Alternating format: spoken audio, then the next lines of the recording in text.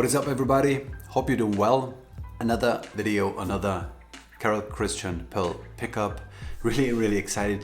I went kind of on a shopping spree or CCP shopping spree in the last weeks and months. So I really hope that you enjoy CCP content. Otherwise, the next few videos might be a bit, not boring, but yeah, will definitely be CCP focused, let's say. But before I show you my latest acquisition, I wanted to quickly share a card holder design that I did. So as you probably know, with Skinosh I do so those hand molded card holders. So what you do is basically you stitch it up and then put it in water so that the leather becomes like really pliable and soaks up all the water. And then you put in a form, and then basically by hand you form that card holder. And this is a cool canvas to experiment with different materials. I tried using rubber and all sorts of different dyes and different materials. And this is a new experiment that I made. Right, so this is, I'm not sure what the English word is, sort of like a construction foam kind of thing. And I just wanted to test it and wasn't sure if it would hold up, but so far really well. And this will age a bit, so it will become a bit more yellow, but super interesting. I'll keep you posted on how this develops over time. If you're interested in purchasing one of those, shoot me a DM and we'll manage. But enough Skinosh talk, I wanted to show you my latest acquisition. So, as you probably have seen from the thumbnail, I bought drip sneakers, right? On this channel I did review 2 drip sneakers. So first the red pair and then the green pair. The green are a low version.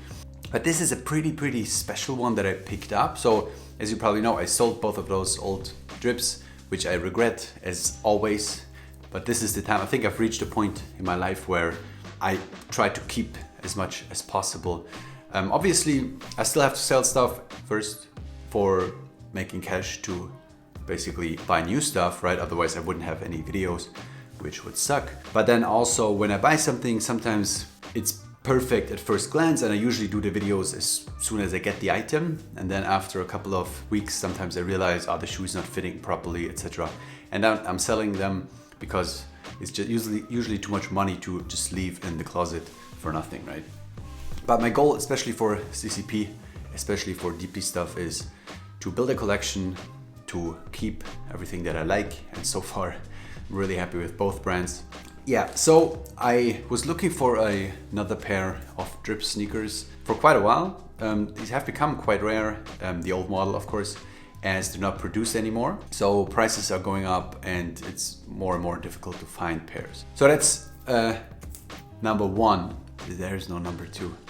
I don't know what I'm saying. So usually drip sneakers are made out of roo, right? Kangaroo leather. So that's the usual iteration. And then there are some rare pairs that have bison leather, right? Which is my pair, which I'll show you in a second. So super excited to have a more rare version of a classic popular CCP shoe. But then that's not the only thing that's special about the shoe, right? Second one is it has a prosthetic ankle, which I absolutely adore. And the third, it has a U-sole, which I usually don't adore, to be honest. They're quite bulky and I don't know, not that flattering. And I don't know, I love the idea and the concept, right? That he came up with such an idea to bend the sole to have sort of a U shape and a hole in it. And it's really difficult to make. So I appreciate the idea, the creativity and the craftsmanship there. But visually, the U-sole is not really my thing. So speaking of visual preferences, if I had to choose between the old and the new U-sole, I would always pick the old one because usually the hole is a bit smaller. Obviously, it depends on the shoe, the model, the iteration, etc. But then it's not too obvious and not too in your face, right? It's still an in your face shoe. It looks quite bulky there, but on foot, they don't look too bulky. So that's what I'm really happy about. So here you can see the beautiful grain of the bison leather, right? Kangaroo is usually like pretty plain and doesn't have any marks or any structure to it. And bison leather has this beautiful structure, which I adore. And then you have a closer look here at the prosthetic part. So regarding the prosthetic part, I've heard quite often that people have problems with this. So either they, especially with the old models, the new ones should be fine, but with the older models, that some of them might move around a bit, or I don't know, get detached, but also rub against the ankle, etc. I'm pretty fine with those. I've worn them twice only, so I can't really tell, but so far it's really, really nice. Holding up fine, obviously, and it's not annoying when walking. You don't really feel it at all. So yeah, and this is the U-sole. As you can see, it's quite the low U here, which I prefer. And then from the back, you can see here the shiny drip rubber. So this is the condition of the rubber sole, which to me is honestly the perfect condition, right? When they're brand new, you have those like larger drips, so it's really, really difficult to walk. But when they're like super beaten, then obviously the lifetime of those won't be too long. But this is the perfect condition, so you can walk fine. And it's still a bit wonky, but still pretty good.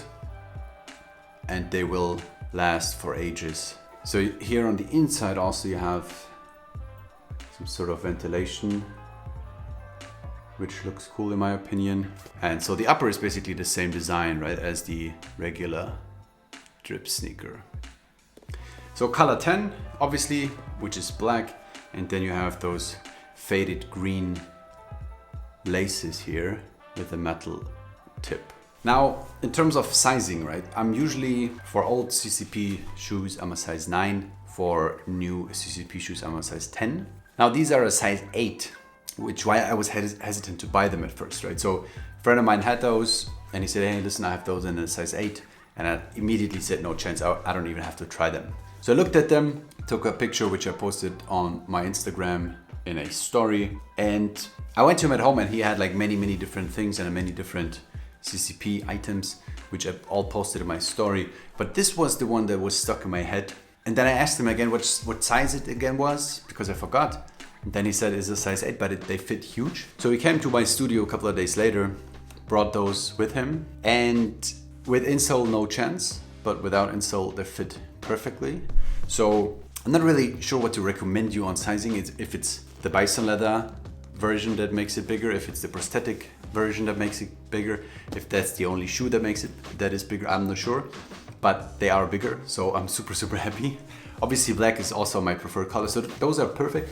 My perfect drip sneaker is exactly this one without the U-sole, right? There is a version that has no U-sole but has a prosthetic extension, but I'm not sure. To my knowledge, those are all, women only, but I could be wrong. So please, if you know, let me know down in the comments. Would be interesting to know, because then I will be hunting for those. But yeah, so he came by my studio, brought them to me. I put the insole out, and they fit perfectly. And so yeah, we made a deal, and the rest is history. So super happy with this purchase. Those are definitely ones that I'll keep forever. One note also is, you can really tell that this is like an old or early CCP shoe, right? So it's sort of like not as clean as the newer stuff. I would say you have like spillover from the drip, but then also here the dye. You have some spots that are a bit lighter here, right? When you look close at the structure. So honestly, looking at this, it's really hard to imagine that they are object dyed. Usually when you object dye, the dye really gets soaked in, right? So it's deep, deep, deep black also on the inner side of the leather, right? But when you just coat it on top, then this might fade over time. And then especially when you have a structured leather in those sort of crevasses, you usually have the lighter parts coming out, which is the case here. I'm not sure what the reason is, but I love that because you see the structure even more clear, if that makes sense. Yeah. Also super long laces, of course, that you can wrap them around.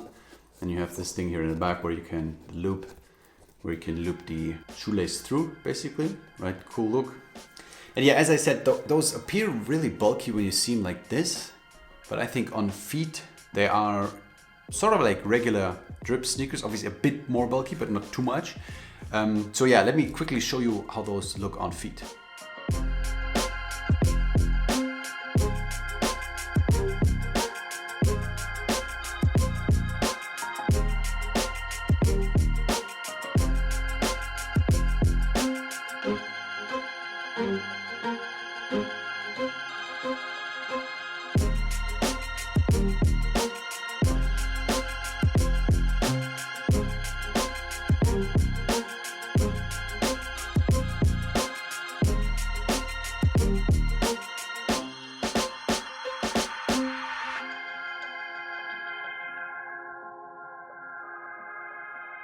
So guys, that has been my incredible pickup. I'm stoked about this pair, honestly.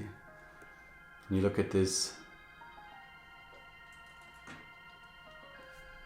such an amazing shoe. Let me know down in the comments which is your favorite drip sneakers. I would say most of the people out there prefer the regular one because they're a bit more understated, if that is even possible with a drip sneaker. I definitely prefer the leather. I love the prosthetic extension here, and I can live with the U-sole, let's say. So yeah, thank you guys for watching. Hope you enjoyed the video. But if you did, smash the like button, subscribe, blah, blah, blah, all this. And I'll see you in the next one. Cheers.